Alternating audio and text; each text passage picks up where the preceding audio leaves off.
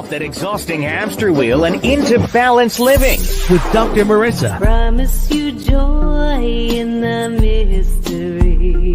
Dr. Marissa, also known as the Asian Oprah. Her mission, to be a beneficial presence on the planet. Her purpose, to be your personal advocate to live, laugh, love, learn. Her life motto, don't die wondering. Take back your life with Dr. Marissa Pei.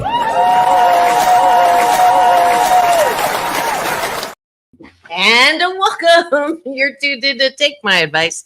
I'm not using it. Get balanced with Dr. Marissa, the morning show here on KCAA, NBC News, CNBC News, and NBC Sports Radio Station, AM 1050, FM 106.5, and streaming everywhere. iHeartRadio, Spotify, Stitcher, iTunes, TuneIn, Audible, Amazon Music, Tiki Live, Rumble, Podchaser, Spreaker, and more. Why so many places? I got to catch my breath. Because I want to maximize my splatter zone for more hope and happiness. So there's no gossip here, no scandal, and no K words. No Kanye talk, formerly or now. Instead, I want you to focus on your own reality show and how you can be happy 88% of the time. So I have topics and guests. Yesterday, I had an amazing guest. She was the producer of Soul Surfer, and she has a new film out documenting nursing home neglect. So if you missed that, Susie Singer Carter, please go to my YouTube TV channel, free subscribe, and you'll get to hear that very important interview. But today, as you can tell, who's in studio with me, it is Doctors in the House with myself and Dr. Tiffanie Tate. She's a U.S. Navy veteran, published author, and retired OBGyn from Compton, California. She's a playwright, singer, poet, songwriter, and more. She's the published author of several books, including an important children's book. Actually, they're all important.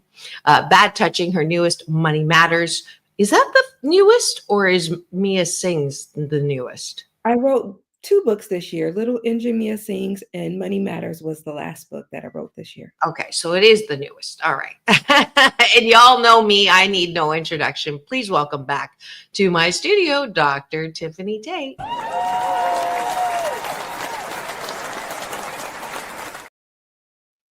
Always a pleasure. Always a pleasure. Let's have breakfast. Y'all know the drill. Breakfast is taking a bite out of my gratitude sandwich. Top of the bun, things outside of yourself that you're grateful for. Bottom of the bun, things that you're grateful for inside of yourself, otherwise known as appreciation. And we do this to give yourself a good life habit, a hashtag blissipline, so that every weekday morning you can start with me here on NBC News Radio, KCAA, home to the Asian Oprah, #1 talk in the IE. Thank you very much. With a chance to start your day in the most positive way. So here we go. Dr. Tiffanie, what are you grateful for? I am grateful that I had the wonderful opportunity to celebrate Thanksgiving with my family and friends. And every day is truly a day of Thanksgiving, but I am always thankful to spend time with my family. My son flew out from New Jersey. You know, he's attending school at Rutgers, and I love it when both of my children are with me. Yes, yes, yes. And I'm grateful that we just secured him for the holiday sing-along, our annual holiday sing-along show, which is going to be next Wednesday. So mark your calendars. He'll be playing one of his many instruments. Dr. Tiffanie will be using her instrument of her voice as well as I. And hopefully we can rope Mia in as well to join in and share her lovely voice. So I am grateful that I get to do music on this show. What are you grateful for? And I am also grateful that Mia and I were gifted 2 tickets to the from Pastor Randall from Christ St. John Baptist Church, 2 tickets to the Association of Black Women Lawyers annual Thanksgiving Eve cocktail masquerade ball. And it was a wonderful opportunity for Mia to go and network and meet a lot of lawyers because she is interested in entertainment law. And it was fabulous. And it was a great experience for her. That's amazing. So she has definitely decided that that's what she wants to do, right? Well, she also wants to perform because she has a wonderful voice and she's an excellent vocalist. Yes, for sure. She wants to perform as well as help other artists. So she wants to be like me. Why be put in a box? Because no one should ever put you in a box. And that's that is definitely the theme of all of the powerful women and beautiful women, full of power, full of beauty on my show in my life. So kudos for her. And that's like super cool. What is that song? I'm trying to put my promo up for us for We're Live Now. I couldn't remember the name of that song that goes, money, money, money, money, money. What's the name of that? I believe it's,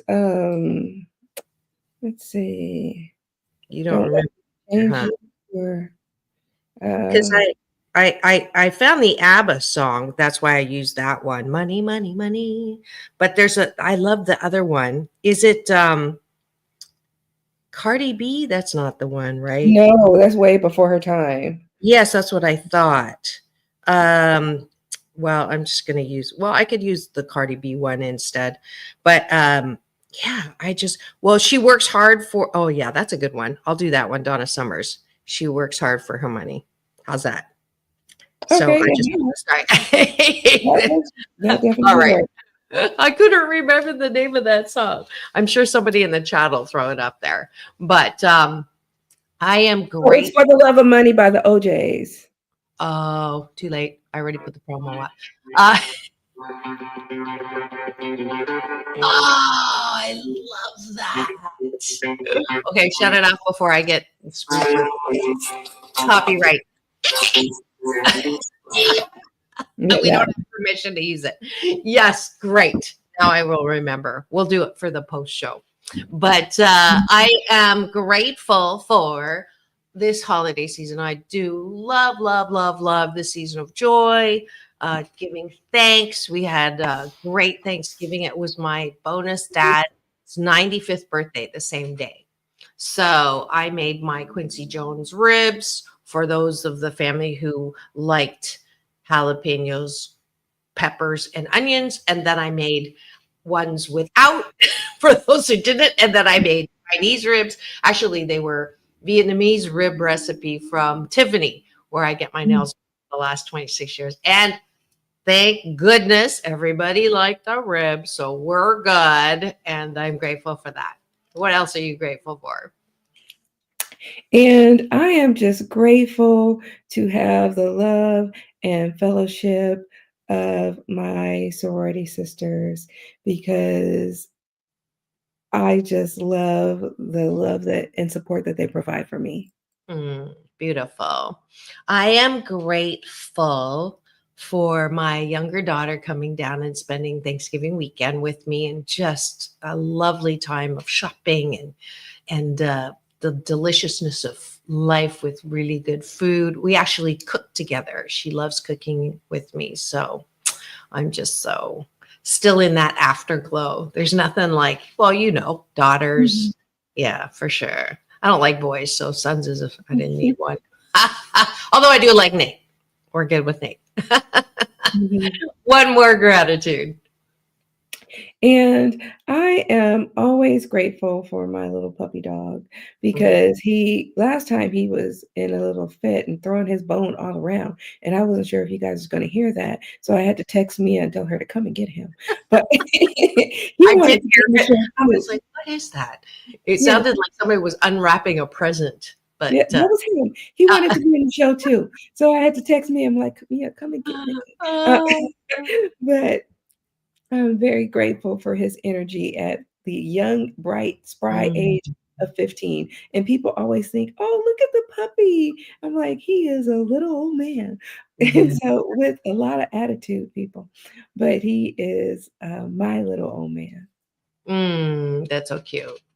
Last gratitude. I am grateful that the planets did not crash into each other last night. We have another day to love, laugh, learn, respect, sing, innovate, create, play mahjong. It's my mahjong day when if I get my work done, I get to go and do a little washing of tiles, and I just love that. So I'm grateful for that. What do you appreciate? We're going to go to the bottom of the bun. This is an exercise I want you to actually do before you go to bed tonight. Instead of laying in bed, MS, meaningless scrolling, or thinking about what you didn't get done, who done you wrong. No wonder you can't fall asleep. Instead, I want you to think about those things that you like about yourself, because it's my BS, my belief system that good mental health starts with a foundation of self-care, self-love, self-approval. So, Dr. Tiffanie, what do you like about yourself? I appreciate my ability to set boundaries Mm. because a lot of times people will want you to do things that you don't want to do, especially during the holiday season. And you Oh, should know what it is that you want to do and what you don't want to do, and know your value. And a lot of times I was willing to compromise that. And I'm no longer willing to do that. I know my worth and I know my value, and I'm not willing to compromise that for anyone. so does that mean you're not bringing your peach cobbler to Long Beach on the beach for me this holiday season? You know, that's something No, I'll have to for think sure. on. Yeah, we're gonna have to put some dollar signs behind that one.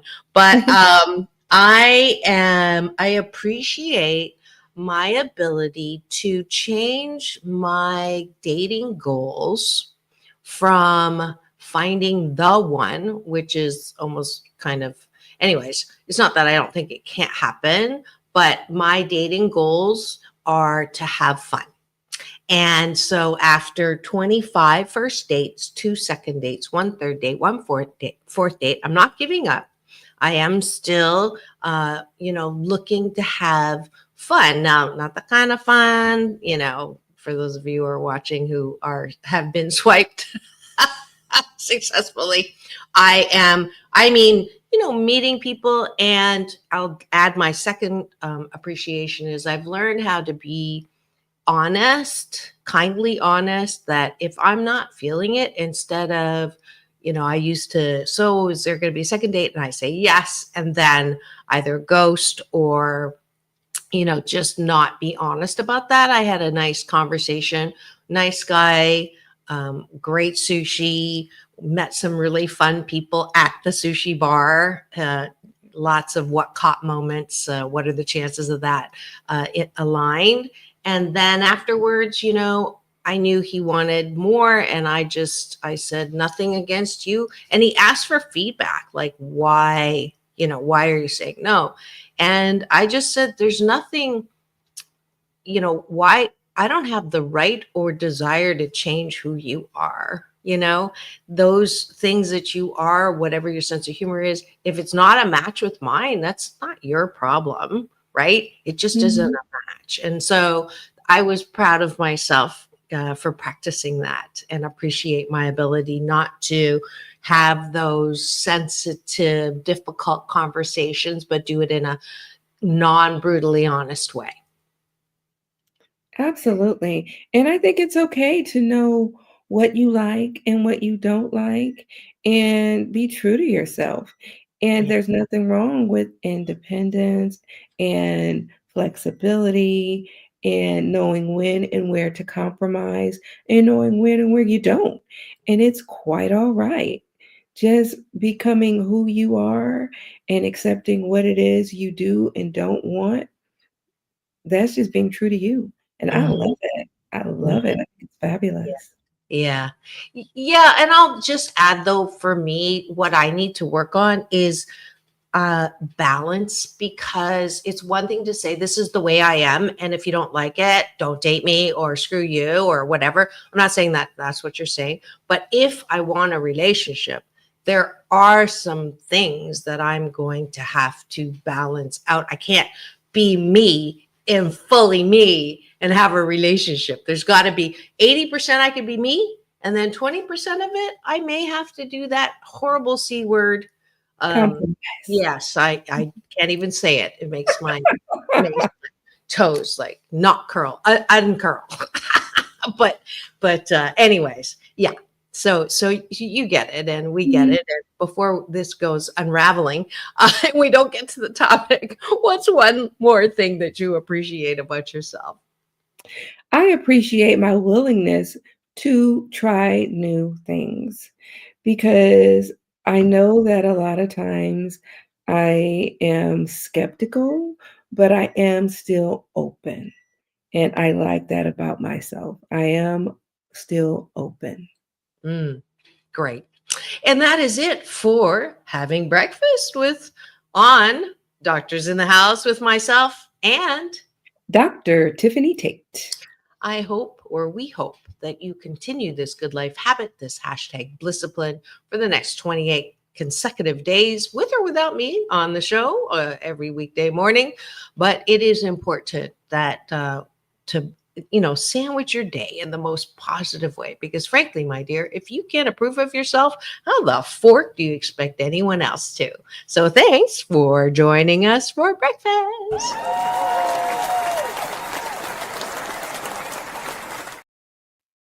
And now it is time for the topic of the day. And I won this at Dave & Buster's. It says, everything is awesome.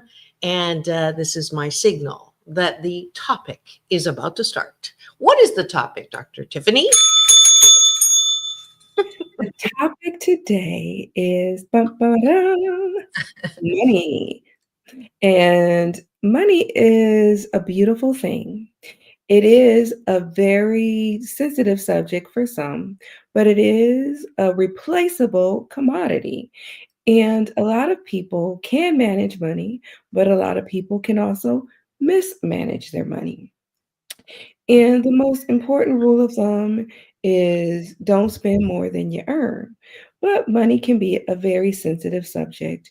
And I wanted to talk about this subject because we just had Black Friday, Cyber Monday, and a lot of money was spent. Yes. So that is the topic. If you have questions or comments or want to give you or us your 8 cents worth, please go to my YouTube TV channel, where you can not just listen, but watch as well, and type your questions, comments, and give us hearts and give us the finger, not that finger, but this finger. And I do see eyeballs in the studio. Thanks for being here. And if you're driving, please do not try to chat. Just wait till you get out of your car listening to the AM 1050 FM 106.5 on KCAA, the station that leaves no listener behind, and wait till you get somewhere where you can actually pull up the YouTube TV channel. All right. So first half of the show, we talk about issues or the reality of problems with money, or, the things that we see that are not happy making when it comes to the topic, which today is money. So do you have some statistics? Well, I have a scenario. Okay. Because I was having a discussion and someone told me about the case with 50 Cent and his son. Are you familiar with that? No. Okay. Curtis 50 Cent Jackson, the artist, his son was getting $20,000 a month just in support from his father. And he sued his father because he felt he deserved more. What? That part right there. So what? he demanded $50,000 instead. Are And you? yes, and 50 Cent refused. So he took him to court and he lost.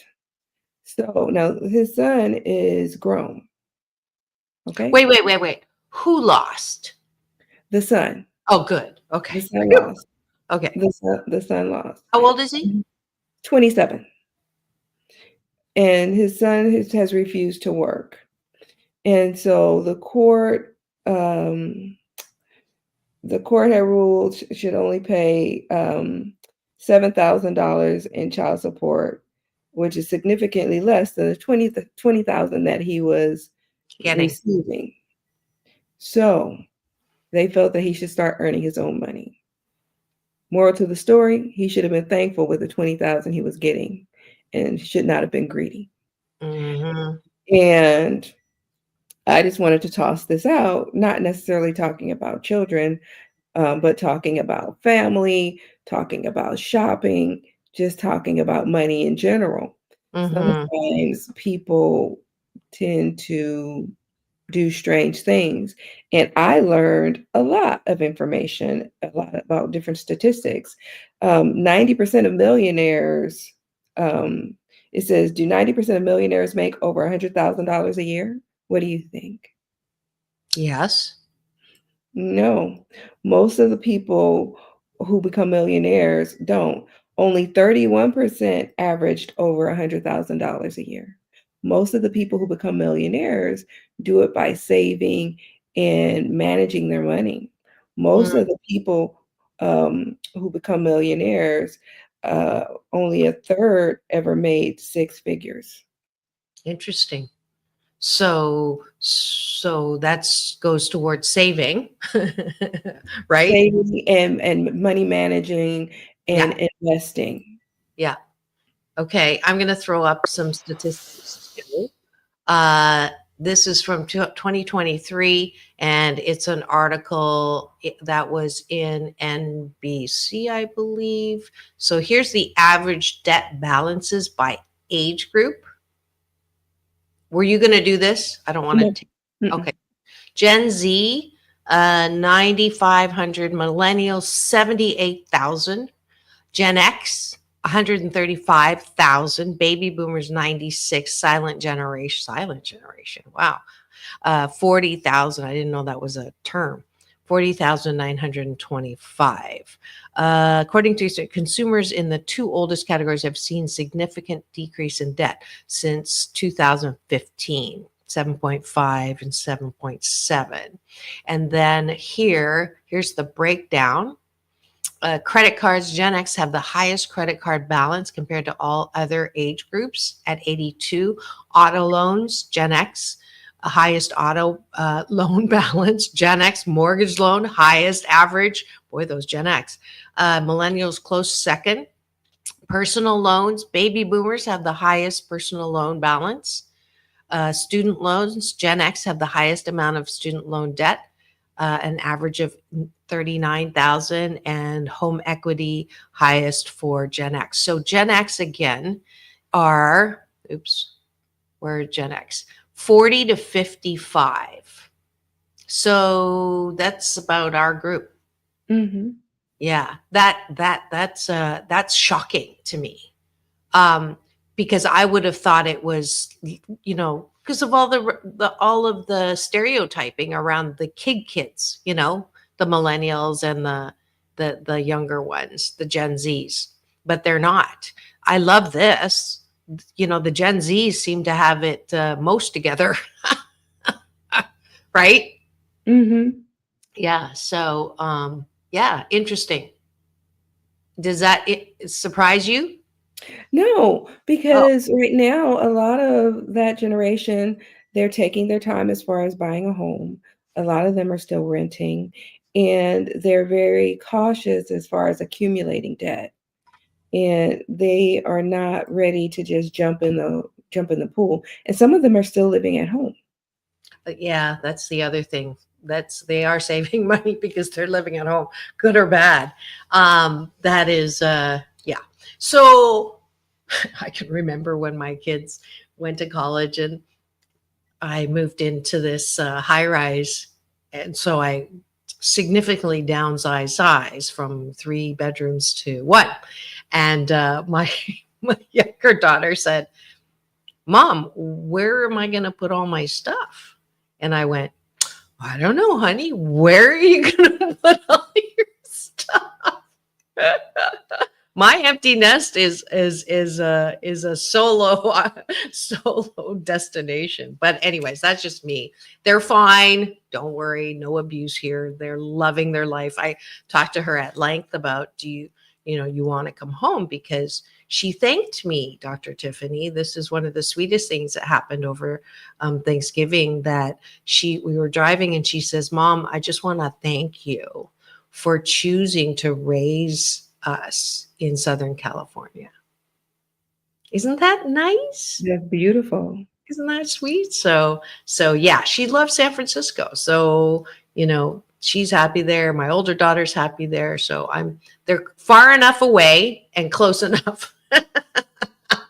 I love my girls. And I also love the fact that I have taught them how to be strong, independent women. So. And I think that's important when you raise your children, to teach them about financial independence and to teach them about responsibility. But it's more important to not just teach them, but to show them, because they learn more by your actions than by what you tell them. So they're like little sponges. So if you are fiscally responsible, they will mimic what they see you doing. Yeah. And it's important for us to be good examples.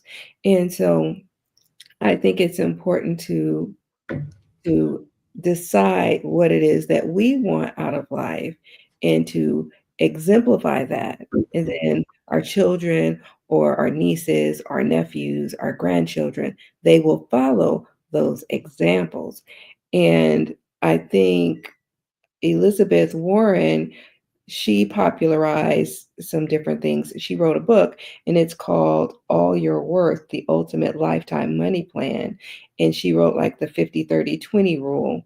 And it involves splitting your after-tax income into 3 categories. Now, of course, nobody can actually tell you what to do with your money. People can only make suggestions, okay? And she said 50% should go to your needs, 30% should go to your wants, and 20% should go to your savings. And again, like I said, nobody can actually tell you what to do because no one really knows what your household demands are and how you should actually divide up your income. So you should basically do whatever feels right for you and your family. That's a good, I've not heard that before, but I like that, because you're not saying you can't have what you want. You just do that in balance, right?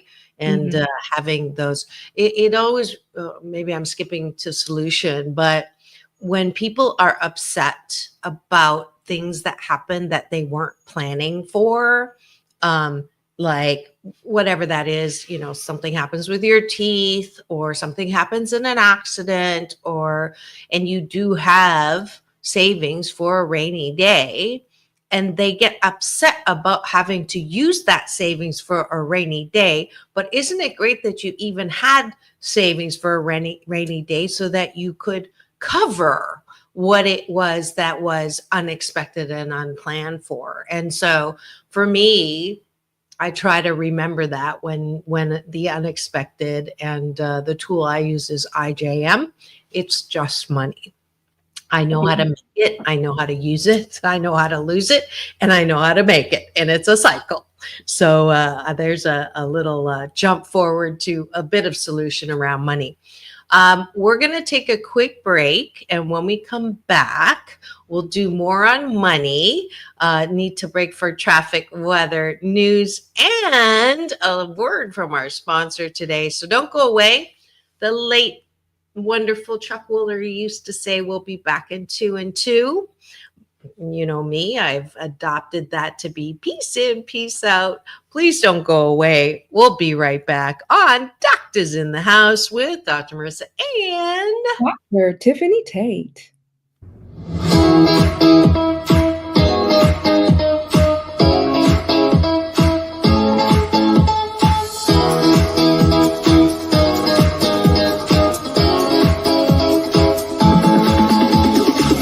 Take back your life with Dr. Marissa Pei. Hi, I'm Dr. Tiffanie Tate, and I would like to tell you about my book, Bad Touching. You can pick it up on Amazon or at Barnes & Noble. It teaches children how to protect themselves. My next book, Little Engine Mia Sings, teaches children about bullying. You can also pick it up on Amazon or at Barnes & Noble. It is also available as an audiobook. The last book I'd like to tell you about is Money Matters. It is also pertinent to the topic that we're talking about today. It teaches children about tithing, saving, and investing. You don't want to miss this book. Pick it up today on Amazon or Barnes & Noble. You can get any of my books on my website at www.drtiffanie, Tiffanie, Tate.com.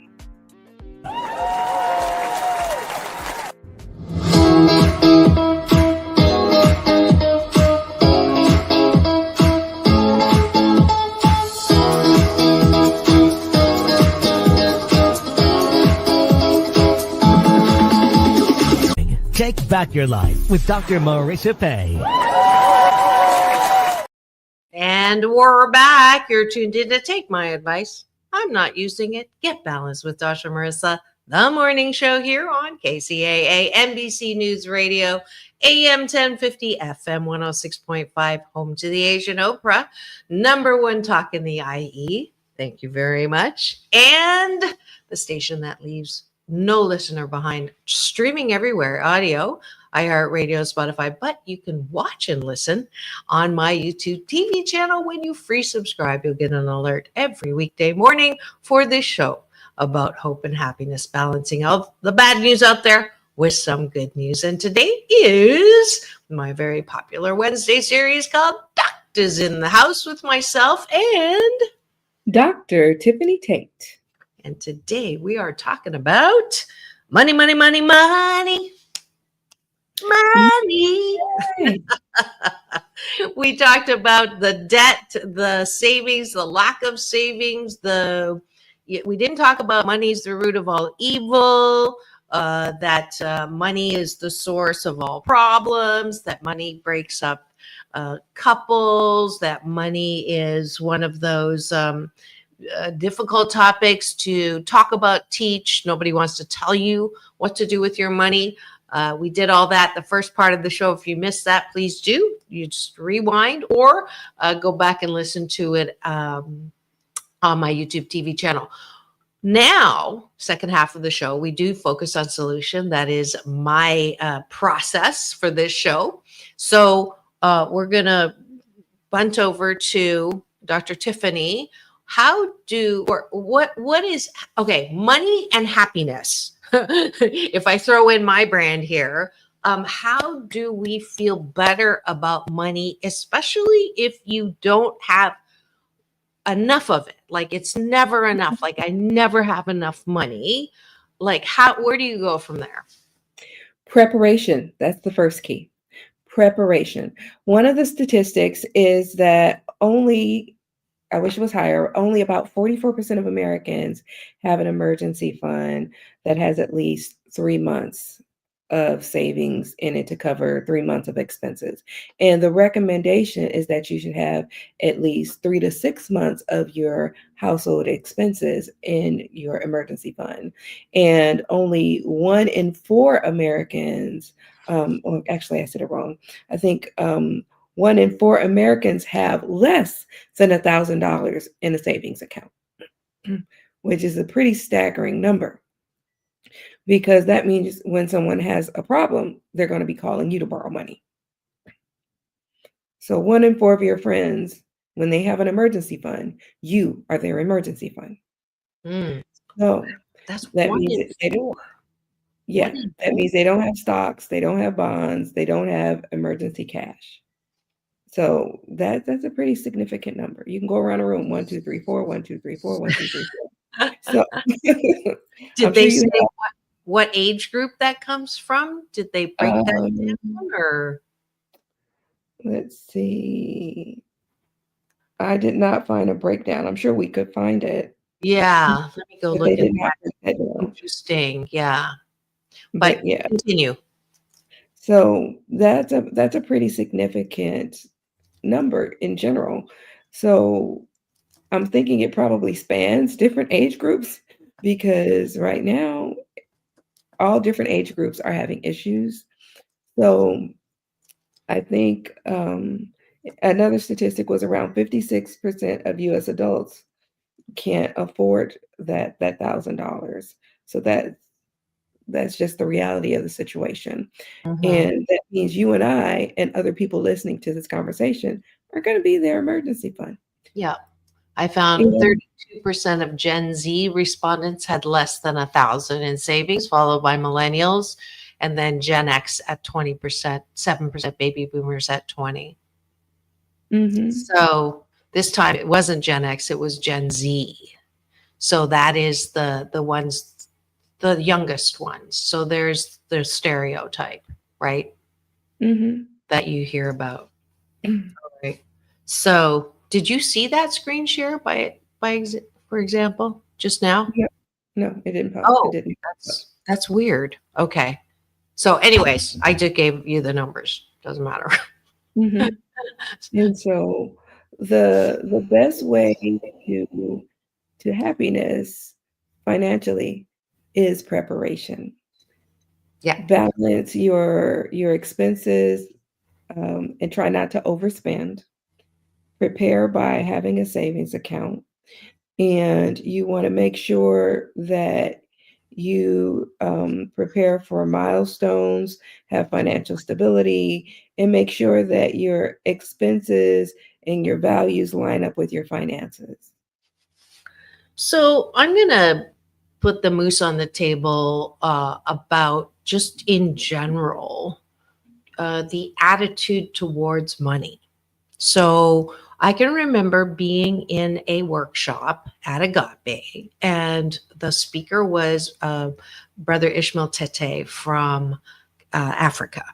And he's, great teacher, great, and there's this thing about religion or spirituality and money, right? You're not supposed to love money, right? So he walked in and he said, "How many of you in the room love money?" And there was like 50 or so of us in the room. And two other and me were like, like this. And he said, "Raise your hands." Though, and so be proud. He goes, "Why would money want to come to you if you don't love it?" And that just totally blew my head wide open to because I grew up with money is evil. It's the root of all evil. Money is, you don't want to hoard it. You don't want to talk about it. You don't want to say that you actually want it, right? That is not okay. And it made me pause and say, why is that not okay? Because I do love money. And I love money a lot. and people will say, well, that sounds vulgar. And it's like, no, I love money because with more money, I can do what I love to do. I Mhm. can have a bigger platform. I can have more products. I can have, more things to more places to speak at or share or write books or whatever it is that takes money. And Absolutely. there's Absolutely. nothing wrong. Your books, all of that. And so I would say the first thing besides preparation, even ground zero, is to have a healthy, positive, beautiful, no blame, no shame around money. I jokingly say that I'm the most materialistic spiritual person that you will ever meet because I love nice things. I love fine dining. I love Mhm. designers, everything. And there's nothing wrong with that because I also balance that out with I love giving back. Yesterday was Giving Tuesday. If you want to support a nonprofit, I have a 501c that has spent $8,000 giving out free programs and books, Mommy What Are Feeling books that help kids who have a difficult time expressing their feelings. All of these things take money to do, and there's nothing wrong with loving money. So I'm going to put that moose on the table because it's so important that we first get good with money and your relationship with money. I love money. I have no fear around money, a very little fear around money. When I lose money, it's like, I don't like it. I jump up and down for a bit. I get disappointed for a bit. And then I go, I can make more. I know how to make more. Yeah, I think it's important that when you get money, you use it, like you said, it's okay to use money to affect change and don't let money change you. And it's all about perspective because money is a beautiful thing and money is not the root of all evil. And it's about how you use the money. And even if you look in the Bible, money is a beautiful thing. King Solomon was very rich and he was one of the richest men and he was blessed to be rich. So money is a good thing. There are a lot of rich people in the Bible. And so it's a good thing to have money. Money allows you to bless other people. It allows you to do lots of things. So I'm of the mind frame, give me more money. Try me. Let me let me do Absolutely. And there's wonderful nothing things. wrong with that. I'm glad that we're Mhm. having this moose on the table conversation to take the shame out of money.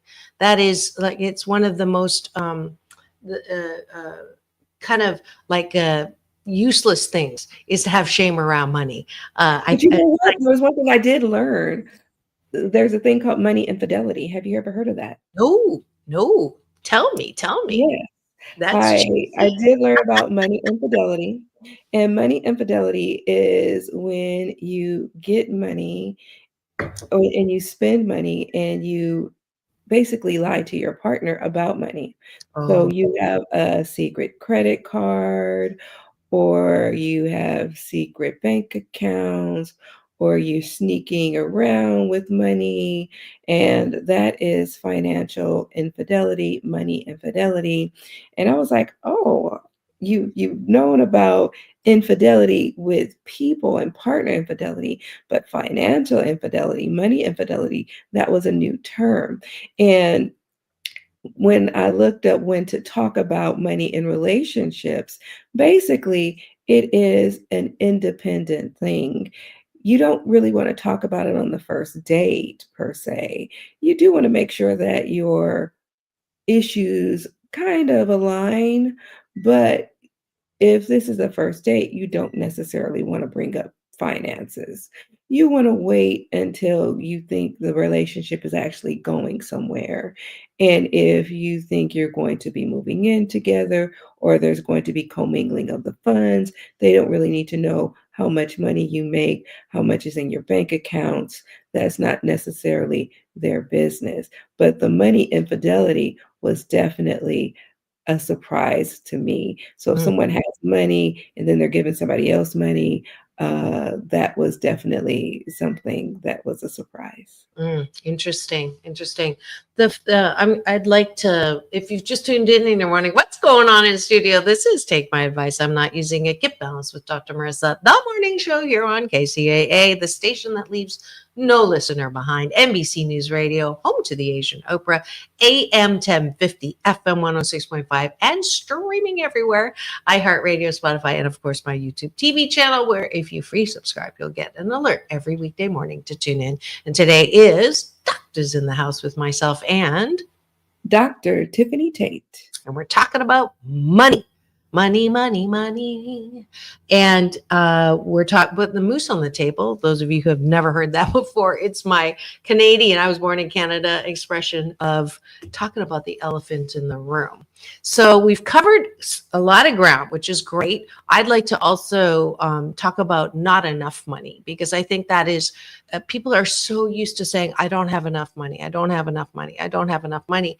And it's an interesting phenomena when your goal is, I want to have 50,000 in the bank and then I'll feel like I have enough money. But then when you get 50,000, it's like, no, I want 100,000, and then it's 500,000, and then it's 1,000,000. And if that is your sentiment, you're never going to be happy because it's never going to be enough. And that's a dis-ease of perfectionism that you also may have, or control. So my coaching for people who are in fear around money, I would first ask them, do you have a roof over your head? Do you have savings? Do you have food in your fridge? Do you have money in your wallet? And the answer is yes. And do you have your emergency savings, as Dr. Tiffanie said, 3 months of money saved? Yes. Then your fear of losing what you have will limit the amount of money that is coming in. Money is an energy. It's attracted to people that are aligned with the source. And the source is whatever you want to call that power out there. When you're good with life, when you're good with what you have, when you're happy and grateful about what you have, then more will come. But if you're in fear, FEAR, future events already ruined, it's guaranteed that you will not be happy no matter how much you have. So if you're thinking that when I have this much money, I'll be happy, I'm here to tell you that it's your BS belief systems around money that need a tune-up and an alignment that is going to allow you to actually enjoy the money that you have and the things that you have. Absolutely. And I believe that when you want to have more money, I believe that inch by inch, everything is a cinch.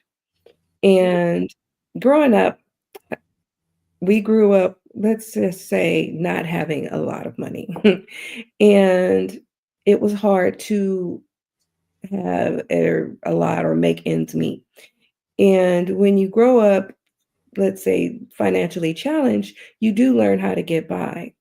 And just start saving. It doesn't take a lot. Start with $5 here, $10 there, and don't touch it. You will see it grow. You can put it in a money market account. You can just start putting it away, pretend that it's invisible. And over time, it will increase. When you don't know where to start, just start at the beginning. And once you see that it begins to get bigger and grow, your finances will grow. Start doing odd jobs here and there. Put everybody in the family to work who can work. Have people do babysitting jobs. Have everybody get in on the financial plan who can get in the financial plan. Have a growth mindset, and things can come together. If you think positive, it will be positive. Yeah. I think attitude is everything. Obviously, if you're tuned in here, you know me, and that positive attitudes about everything is going to make the difference. So I went to get my wallet to give you a practical tool that I actually learned from Abraham Hicks' Law of Attraction. And if you look at my wallet, I will always have a $100 bill. So always, and I don't spend it, or if I spend it, I replace it. And the reason why I do that is to remind myself, instead of walking around going, I don't have enough money, or I can't afford that. I don't think I've said that for 10 years since I've been practicing, because it doesn't set your BS, your belief systems. It doesn't set your energy level or vibration to say, I don't have enough money.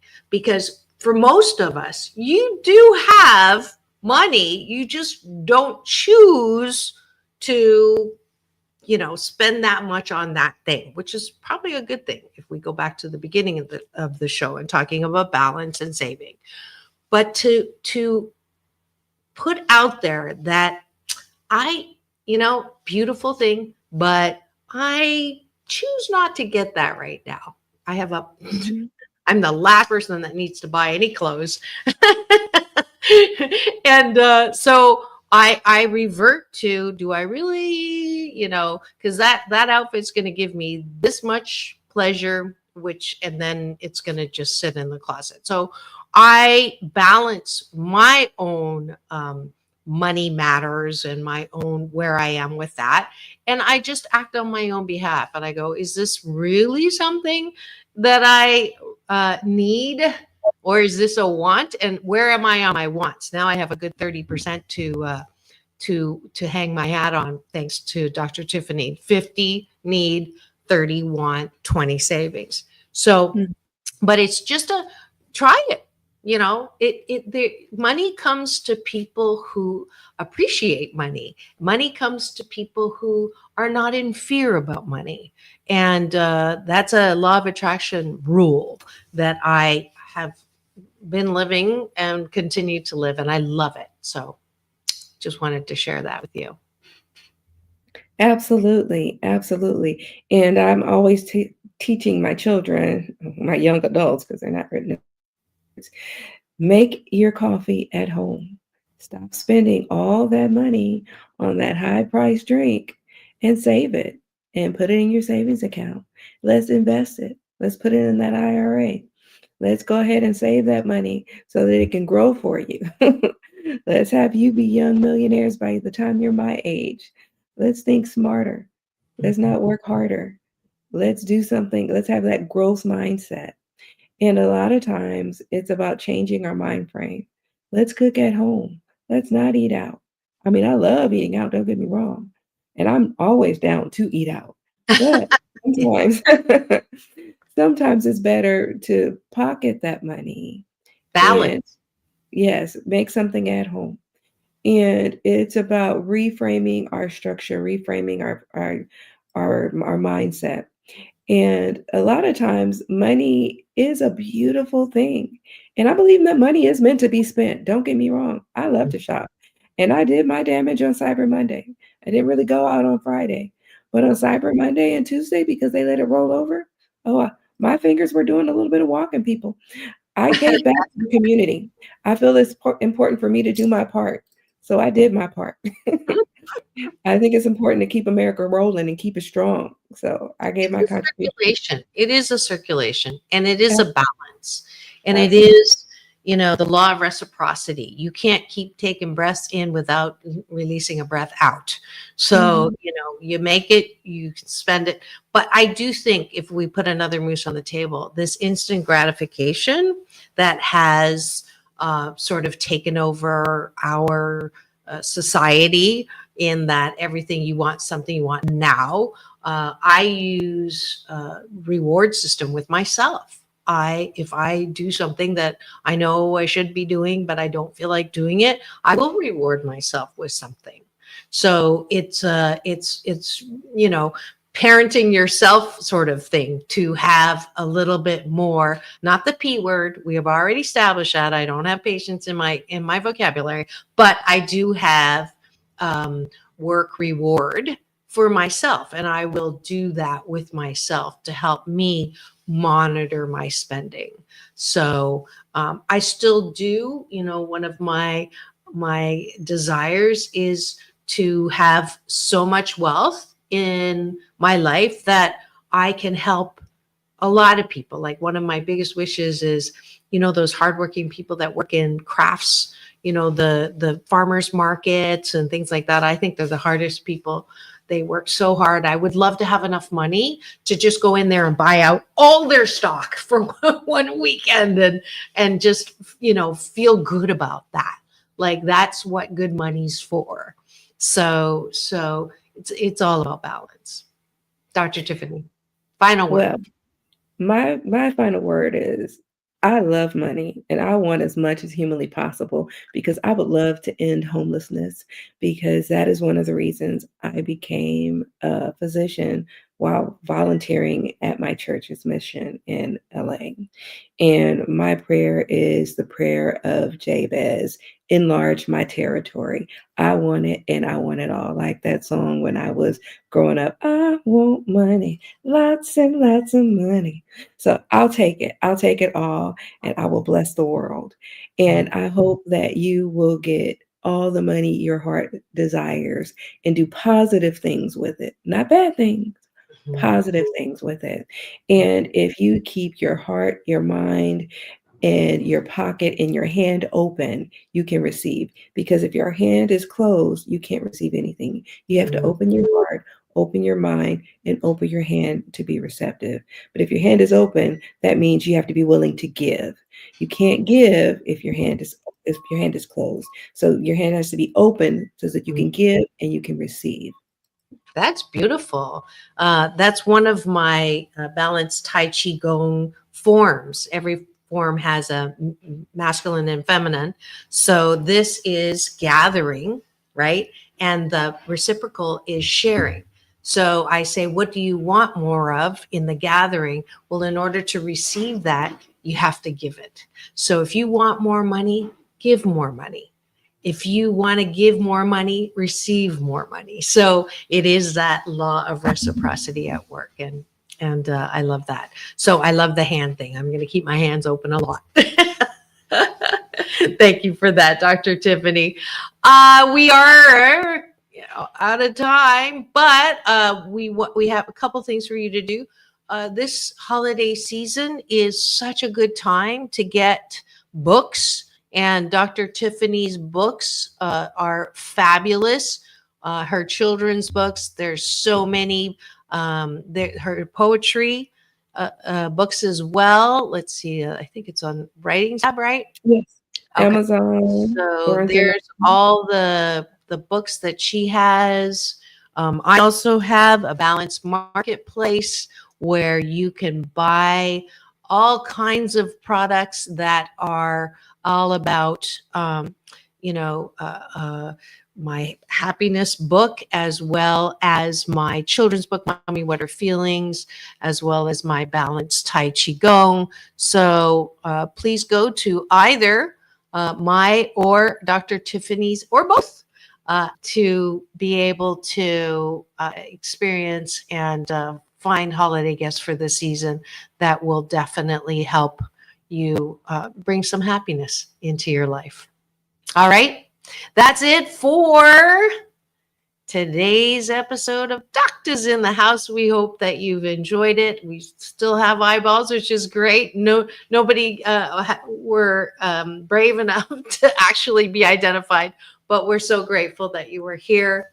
It's all about balance, peace in, peace out, world peace through inner peace. Tomorrow is Thursday. We have Empowered Relationship Relief with my co-host Larry Burton. It's always a fun time once a month, the first Thursday of the month. So, and then Friday, I don't know what we're doing Friday, but we do want you to have the best day ever. We'll see you next Wednesday. Oh, we're singing next Wednesday. Please do come next Wednesday to have our sing along.